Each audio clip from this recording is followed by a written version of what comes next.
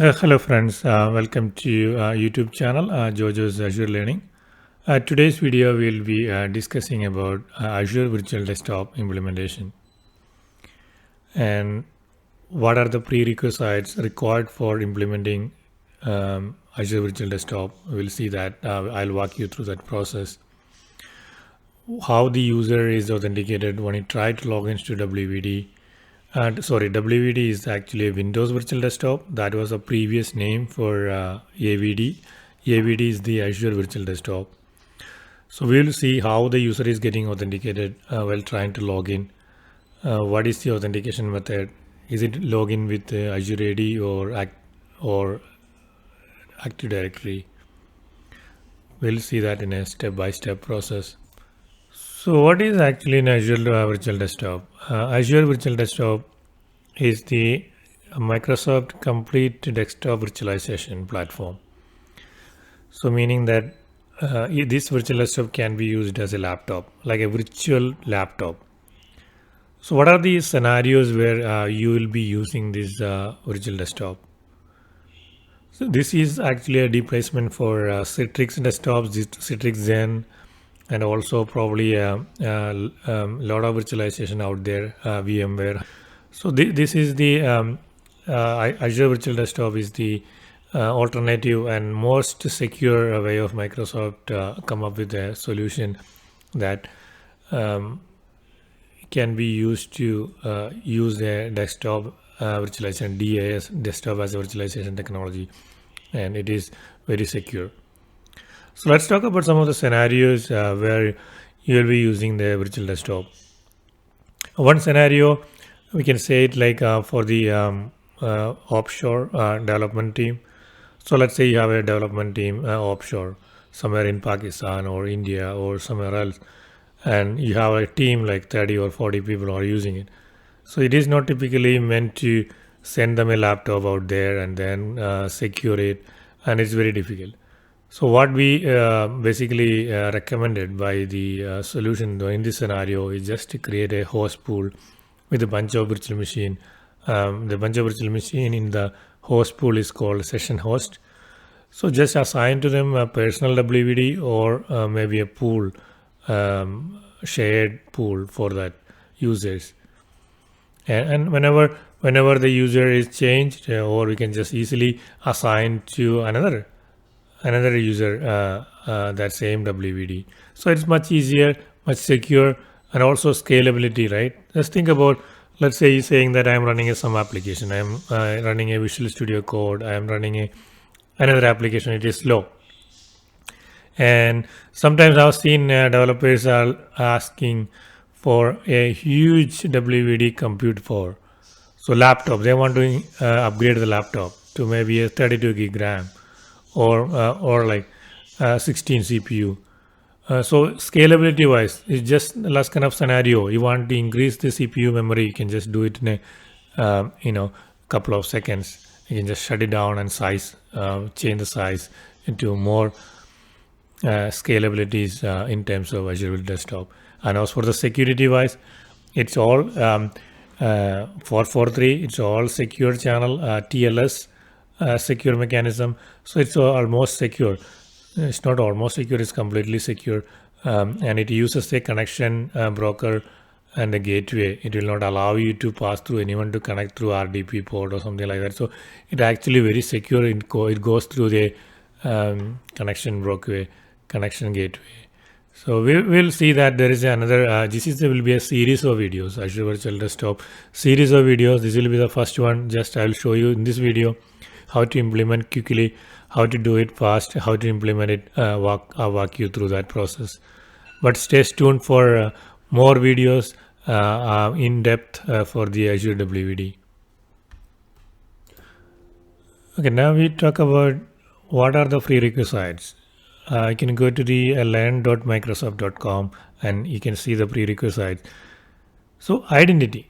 So any services you wanted to use it in Azure, any kind of service, whether it is WVD or some other services, if you want to use it, you need to have authentication, okay, and then authorization. So to authenticate, we need to have an identity. So To access the virtual desktop, the remote apps from your session host, the users need to able to authenticate. So it can be Azure Active Directory or it can be an Active Directory domain services. So there are some of the pieces I will discuss when you go to the Azure Virtual Desktop. There are some terminology first you need to understand. So if you go back to the Azure Virtual Desktop, there are the host pools. So first you will be creating a host pools. The host pools are just creating within that host pools you will be having a session host. That's the virtual machine that will be joined to a domain. It can be joined to AzureAD domain or it can be a Active Directory domain.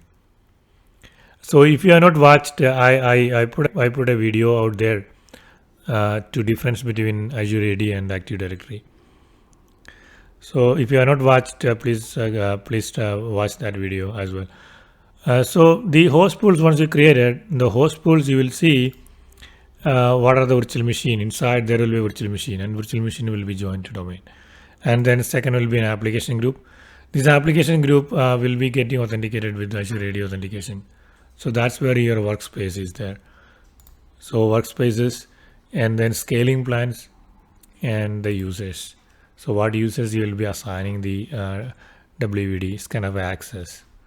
So I logged into the Azure portal, and in the Azure portal, you can actually search desktop, virtual desktop here, and it will come up with that service.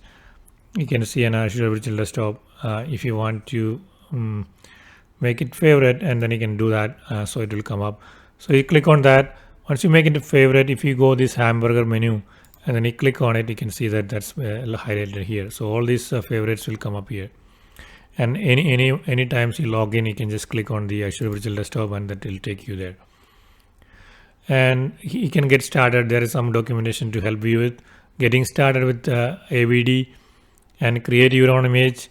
This create your own image is kind of a scenario where you wanted to have a golden image for a department for accounting. So any software they use for accounting department can be put together in a virtual machine and convert that virtual machine into a golden image and deploy to all the deploy that virtual machine from all these, like a 10 virtual machine can be deployed from the same image. So it will become a same settings, same bookmark and everything. Then cost calculator, you can check how much a deployment will cost, how much WVD will costing you, and depends upon the scaling factor will also come. If you do a scaling, that will reduce a lot of cost. And profile container you can also, it looks like an roaming profile container. So basically the container will be a VHD or VHDX that will be stored in the storage account, and then it will be attached to that profile as you log in. So that we will discuss in further. So the host pools, the first thing to get started is the host pools. Once you go to host pools, just click on create, and then I can select. I have the resource group already created for AVD, so you just click on the AVD. So the second is a host pool name. You can put whatever the host pool name you wanted to have. Just try to make that what makes sense. What kind of virtual machine, what kind of use scenario, then you can do that kind of a host pool name, like a finance pool or any other scenario, you can use it. Select the location, what region you're planning to deploy this WVD. Make sure whatever the region you're trying to select, it needs to have a connectivity to domain controller if you are going for a hybrid identity model. So if you are deploying it in a region is different, then you might have to go with the VNet peering, etc. So validation environment, it's something, a service, Windows WVD services, Microsoft is doing any update. If that disrupt the environment, it will validate before doing it. So I think in production we can select as much. For now you can do no. And preferred app group type, these are two options. Either you can give access to the full desktop or just the application. We'll see that in a process in another video. Just for now, it's just select the desktop, and then host pool type. This is important, right? This option, host pool type, whether it's a personal and pooled. Pooled means it will be shared. FS logic is required. You can see that FS logic is roaming profile, etc. is required. Personal means It's not required because it will be assigned one virtual machine, one user. So next virtual machine, click add virtual machine. We can actually just create a host pool now, and we can add the virtual machine later on. Either way is fine. So I think it just right now we will just create a no and then a workspace. We can also create a work group separately as well, or you can just create it now. Just create maybe a new one. So just put host pool. All right. Next, advanced. You don't need to enable the diagnosis settings for now. Tags, review, and then it will be created. So in this one, host pool will be created. If validation is passed, you just click to create. Deployment is in progress. You can see a lot of steps in this one. It's created a host pools. I think it's complete. So I'll go back to Azure Virtual Desktop, and you can see host pools. The host pool 1 is been created, and it's a personal host pool type. And if you click on that, next step you need to create the virtual machines.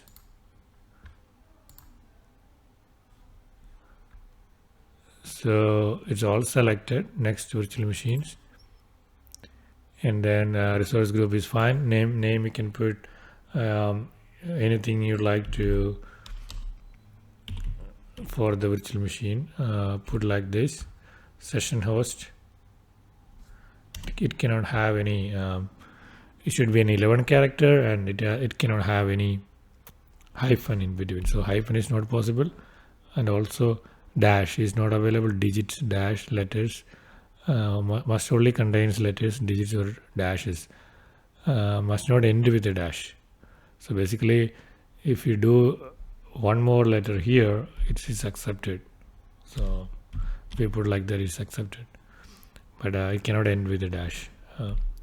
Okay, and also if you put like this, it's your maximum length for the virtual machine name is 11 characters. So as of now, we'll just select like this. ESTS availability zone, we don't do it now. Image, you can select an image you like to, Windows 11 or Windows 10 or Windows 2 server voice also will work. Let's do Windows 2 Windows 10 enterprise version.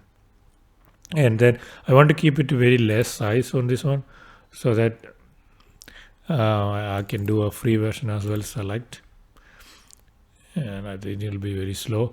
A number of VMs, I'm going to put it 2, and standard SSD. And virtual network, I need to select, that will be an AD intranet, and basic network security group. Public inbounds, no. So here is the main thing, right? So you need to join this virtual machine into the domain. So Active Directory, you need to have an administrator who can access to that user account, can access to, I mean, you can have the privilege to join the domain. It can be domain admin, or it can be a role. So as of now, just get a domain administrator username and password who can join this machine into the domain. So ad.goodheart services.com, and you can see I'm going to the this is the my domain controller. If you go to Active Directory users and computers, you can see that user account is there. We go to users, and you can see I created an ITOU. Go to users, and you can see there's admin. So there is a domain admin account. This is part of domain admin groups, and you can see that the account is still there, ad.goodheartservices.com. So use that account, goodheartservices.com, goodheartservices.com, and password. You can also specify a domain on it, otherwise it will go to the default computers. That's fine. Username for the administrator for that virtual machine. This is domain to join, so that's will be a domain administrator account. This will be an administrator for local for that virtual machine. Will be local admin and the password.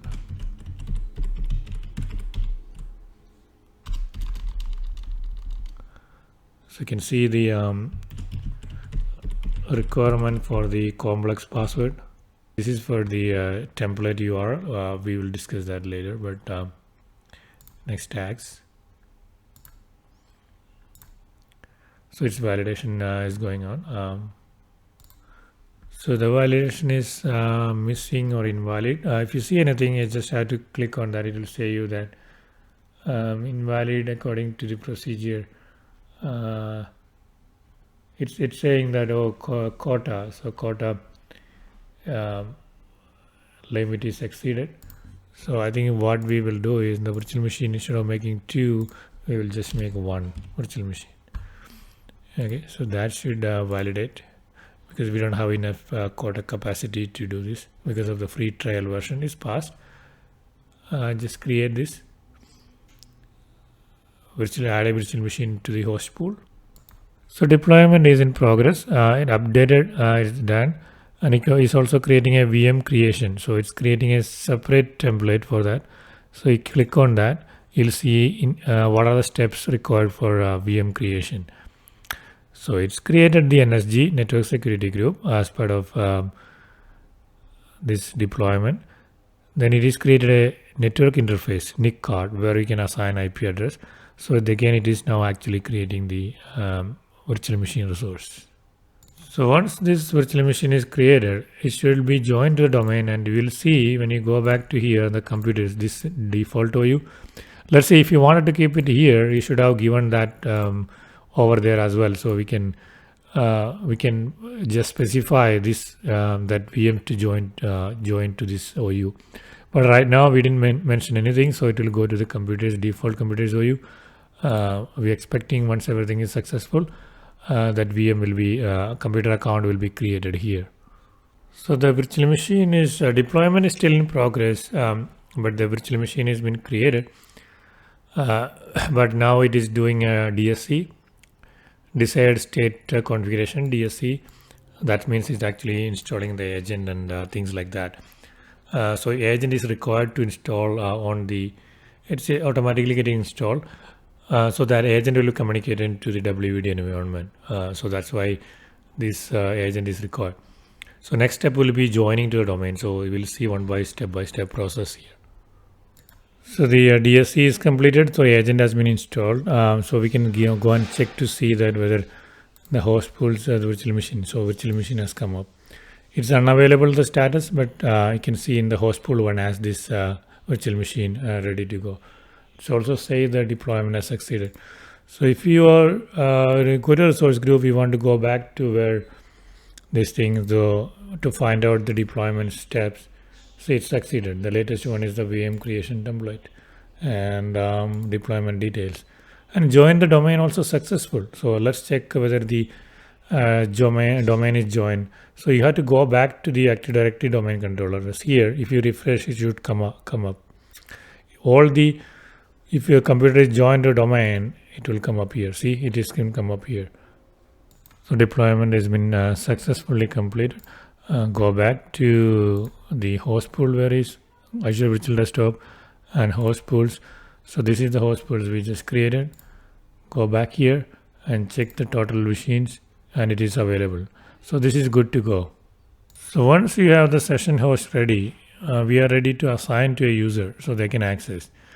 If it is a pooled type, this is a personal type. If you go back and see, so it's a personal type. So we just need to assign the user for this go to session host. And first thing you need to assign, you need to add access to the application group. So you go in the application group and then assignments. So you need to add that user. So right now, I don't think I have so many users, but I think I have a test user. So I'm going to assign this test user access to this virtual machine so let's assign that. And once you assign to the access the application group, So he's going to get access to the desktop application. Now we need to assign a VM also. So this is not assign anything, so just click assign and then select. So remember, if you don't assign to the application group, then you will not able to assign that user to this virtual machine. So assign it. Just say this pop-up menu for confirmation. Click OK. So you can see that this user is assigned. So how do you access it? How the user get access to it, right? There is two different ways you can do. You can use the thin client. You can download the.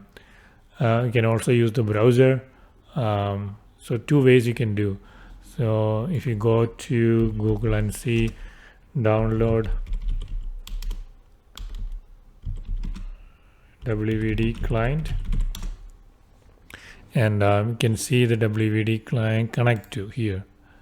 Look at this option. I can put a link in there. Install a remote desktop client. So there might be a link. Yeah. So most common is Windows 64-bit desktop client installation. You just have to download this, open that file and install it. That's the one way. So I'll just quickly install this. Next, just for me, Jojo, or I can all users also works for fine. Only one user for now. Let's put both. Continue. It's quick installation and then login. So now we need to subscribe. Now once you open this application remote desktop client, subscribe, and then you need to log in with sign in with your account test at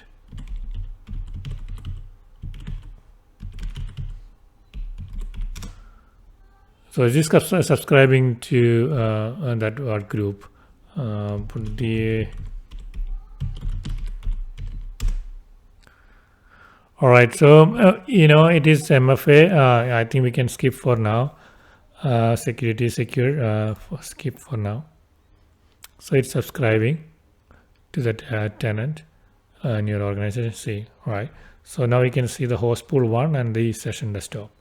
So if you click, you will be connecting to the virtual machine. So I'm just double click on that. It is connecting. Put the password again.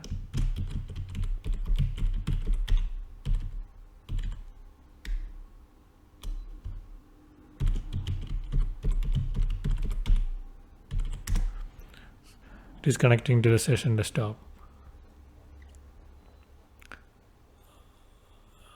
It's logging in. It might take a little bit of while because I give one CPU and one memory, so it will be really slow. So the test user is successfully logging in. The other way to connect while it is logging in, another way to do, you have seen that you can install the remote client and then remote desktop client. You can go into remote desktop. Yeah. So this is the one way remote desktop client. Click on it and then you can access it. So that's the one way. And also you can go to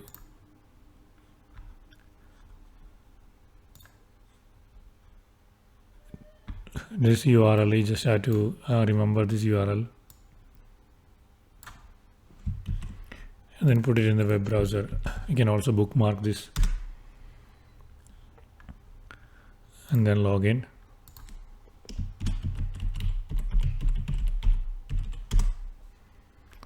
Skip for now. And then again, now you see this page now, host pool 1 and then session host, and you can just connect, and this will also be connecting to the